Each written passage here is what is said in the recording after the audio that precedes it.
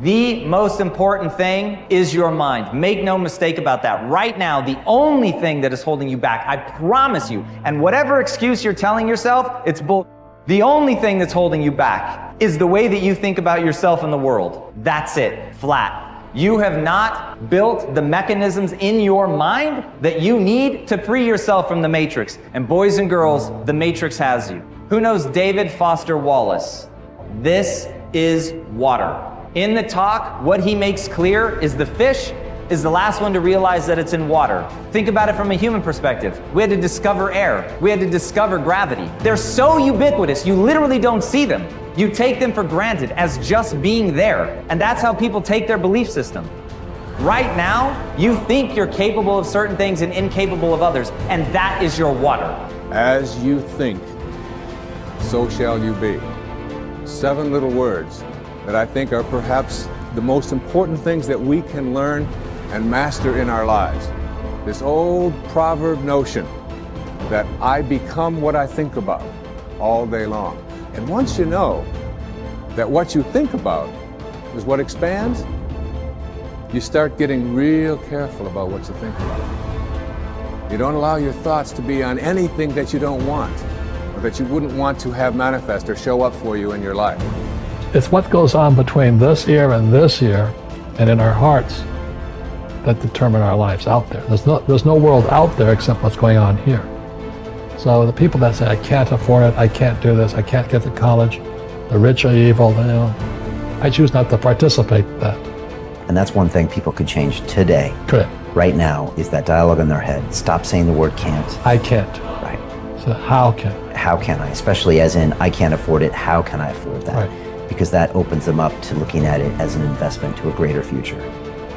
Right. Well, the simple part that most people don't understand is that every thought we think and every word we speak is creating our future. It's as though our thoughts go out into the universe and are accepted and brought back to us as experience.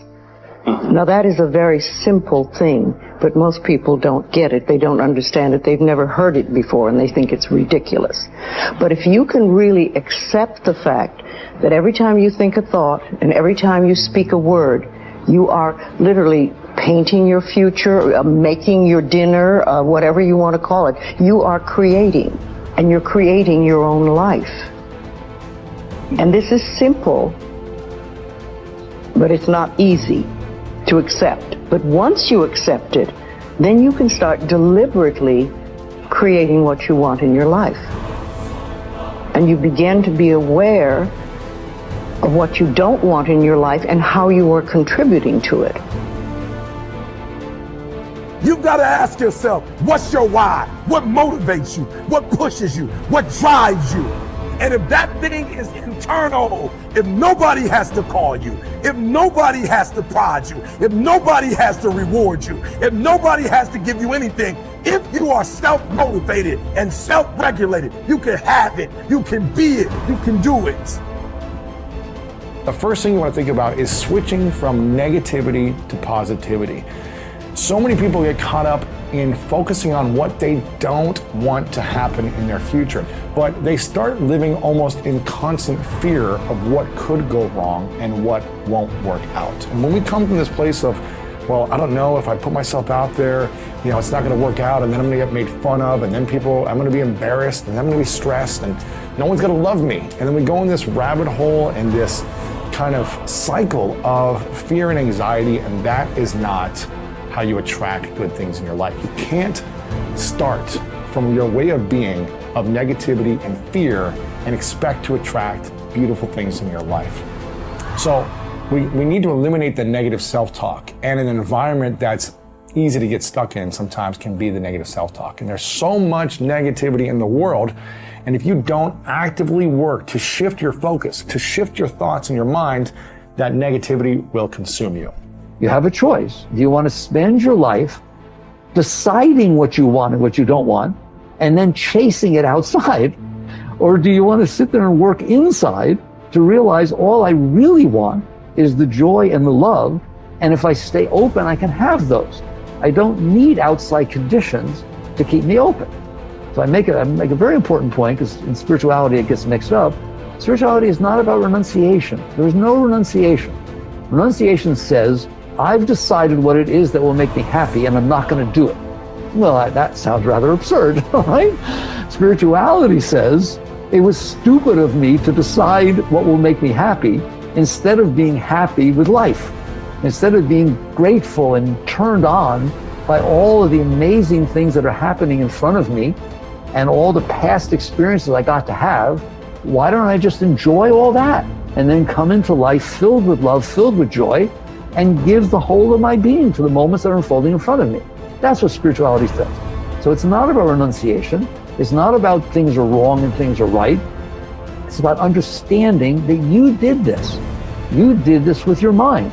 You set up conditions in which your mind would open, and then your heart opens, and conditions in which your mind will close and your heart closes. So basically, you come to the point where you have to decide, do I want to continue letting my past leave impressions on my mind and my heart such that only certain things will open and close me, and then I will spend my life chasing after, manipulating, controlling, conniving, whatever you want, the world around me, so that sometimes it unfolds the way I want? Or do you want to sit there and understand that you're the one who's making these decisions? It's your mind who's setting up the conditions. Why don't you just not do that? Create habits of empowering yourself, because empowering yourself, forgiving yourself, supporting yourself as you move forward and do the work to change your life, that's how you break the habit of victimizing yourself. And that's how you learn to do the opposite, which is supporting, empowering, cheering, celebrating yourself as you move forward. That's what's going to motivate you to do the action. And look, if Chris and I can go from having liens on this house 6 years ago to literally building an extraordinary business, changing our marriage to the point where we are building our dream house, a house that's so nice, I can't even believe we are going to live in this house because of the hard work that we've done. But I'll tell you, the singular habit that helped us do it is we stopped victimizing ourselves. We stopped labeling ourselves. We stopped beating the shit out of ourselves. And we broke that habit. We changed the narrative by learning how to empower ourselves. The starting point of taking full control over your conscious and your subconscious mind is for you to accept complete responsibility for everything that you think, say, and do. You are responsible for whatever happens to you, and especially you are responsible for your responses to the inevitable ups and downs of daily life. As Eleanor Roosevelt said, no one can make you feel inferior without your consent. I used to think that setting goals and making plans was the starting point of success in life. After a while, I changed my mind because I realized that something else actually comes first. What comes first is the acceptance of complete responsibility for yourself and for everything that happens to you. Real maturity begins when you finally realize that no one is coming to the rescue. It is only when you accept total responsibility for your life situation, with no excuses and no blaming of others, that you move into a mental position to kick the long ball in your own life. It is only when you have accepted 100% responsibility for yourself that you are ready to take the next step and decide exactly what it is you want and exactly what it is you want to do. Accepting responsibility is not an option that is open to the individual. It is mandatory. It is an absolute fact of human existence. You do not have the luxury of blaming others or making excuses for parts of your life that are not satisfactory. As Henry Ford said, never complain, never explain. No one makes you do anything or feel anything. You are where you are and what you are because you have decided to be there. Everything that you are or ever will be is entirely up to you. If there is any effect in your life that you're not happy about, it is solely up to you to change the causes. You are completely responsible. When something negative or unexpected happens to you, immediately seize the moment as an opportunity to demonstrate calmness and self-control. Make it a game. Instead of allowing yourself to feel negative, deliberately force yourself to substitute something positive. Here is an affirmation that has been very helpful to me. I repeat it over and over until it becomes automatic.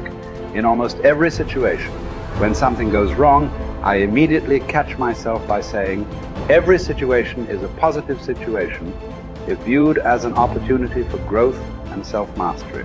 Whatever it is, I take a deep breath, relax, smile, and say, every situation is a positive situation if viewed as an opportunity for growth and self-mastery. I then look within the situation for something that I can learn that will help me to grow and develop greater self-mastery. This is a simple mind game that enables me to stay relaxed and in control of my emotions. It will work for you as well. Just give it a try.